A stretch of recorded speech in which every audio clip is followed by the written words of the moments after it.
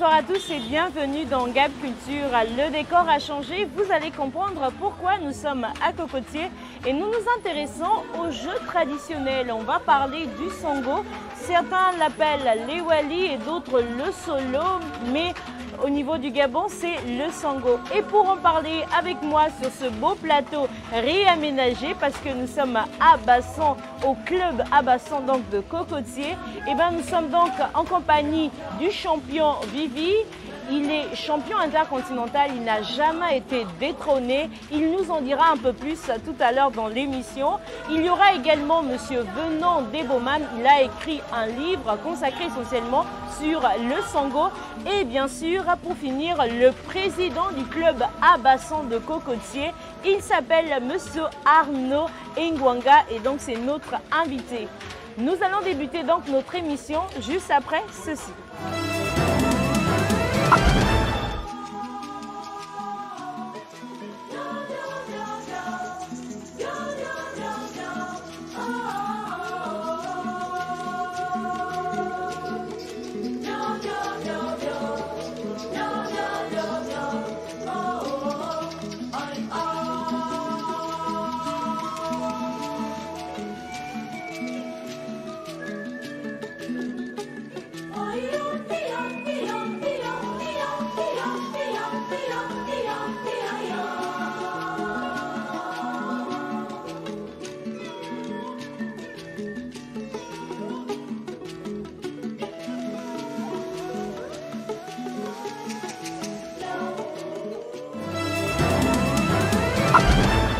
Messieurs, bonsoir.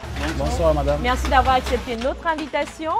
Au président Arnaud, merci de nous recevoir chez vous. C'est donc le club à Bassan de Cocotier. C'est exact? Bien madame. Nous sommes très honorés. C'est nous. Alors, on va peut-être s'intéresser au tablier avant que de parler avec le champion, également l'écrivain. Alors, monsieur Arnaud, qu'est-ce que c'est? On l'appelle Songo, mais j'entends également tablier. Oui, c'est un tablier destiné à pratiquer le jeu de Songo. D'accord. Comme vous le voyez, il contient exactement 14 cases, 7 de part et d'autre. À l'intérieur de chacune il y a 5 pions exactement, ce qui fait un total de 70 pions. 70 pions.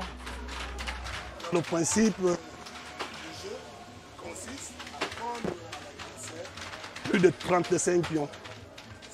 Et qui arrive à prendre son adversaire 35 pions plus, ne serait-ce que plus un pion, est déclaré vainqueur sur un jeu.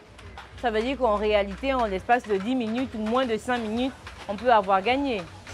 Oui, ça dépend du rythme de jeu des principaux acteurs. Ça dépend du rythme de jeu des principaux acteurs. Certains sont lents, d'autres jouent de façon assez rapide. Un jeu peut durer en moins de 5 minutes exactement. 5 minutes environ.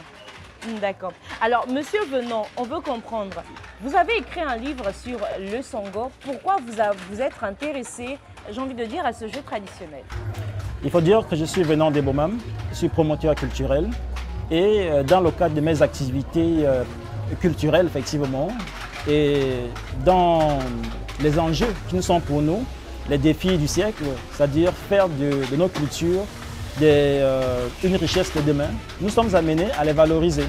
Et pour les valoriser, il va falloir que nous rentrons dans les corps de gare. C'est en entrant dans le corps de gare que nous, on a découvert le Songo. Donc, bon, écoute, on a fouillé des bibliothèques, on n'a pas trouvé d'ouvrage. On a fouillé un peu partout pour se documenter, on n'a pas trouvé. Et tout de suite, on a pensé que le Songo peut s'écrire. C'est ce qui nous a amenés à rédiger un ouvrage qui parle du Songo au Gabon. On rappelle quand même qu'avant votre ouvrage, il y avait déjà 3 autres livres qui portaient déjà sur le Songo. Oui, il faut dire qu'en fait, les ouvrages qui ont été écrits avant moi sont très différents du mien.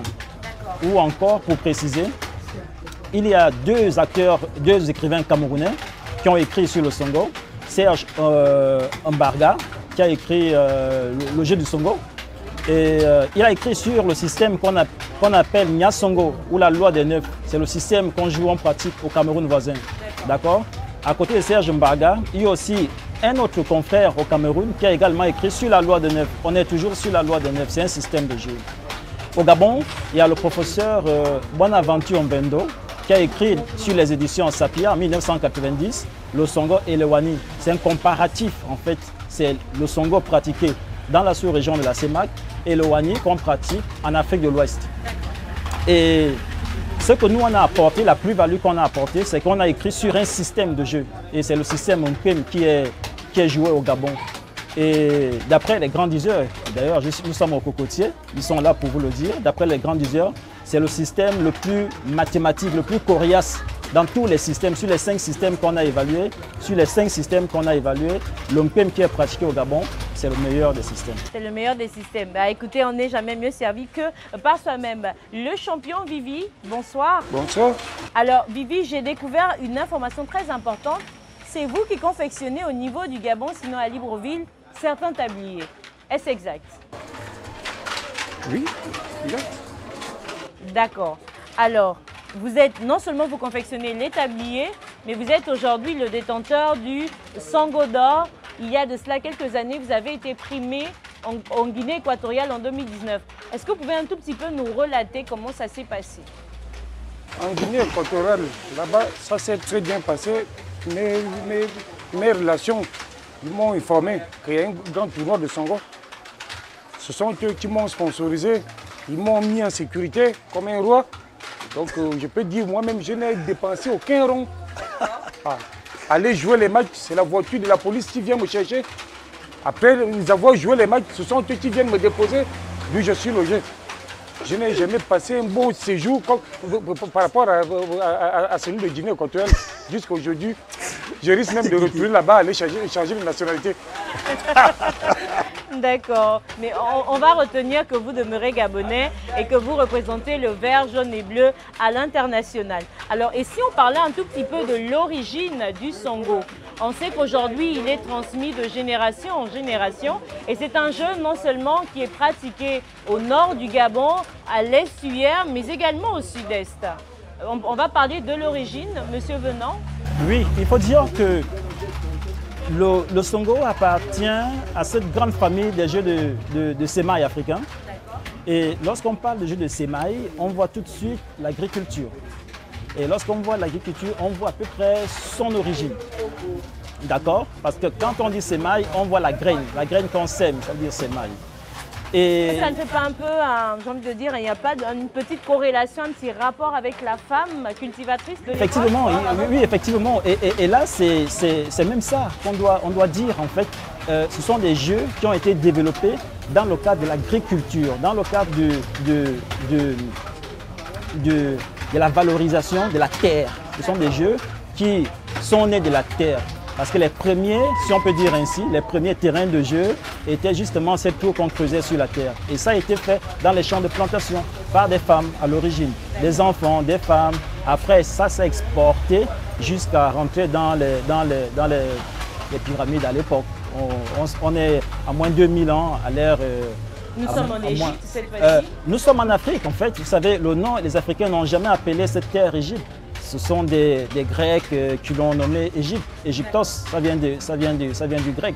Donc nous sommes probablement vers la vallée du Nil, à moins 22 000 ans. Et lorsqu'on part de moins 22 000 ans, nous arrivons maintenant au premier tablier qui date de moins 3500 ans, d'accord, au Nouvel Empire égyptien. Et les derniers tabliers qu'on a découverts vers l'Éthiopie, à la vallée du Nil, datent de moins 1500 ans. Et il faut préciser, quand je dis moins,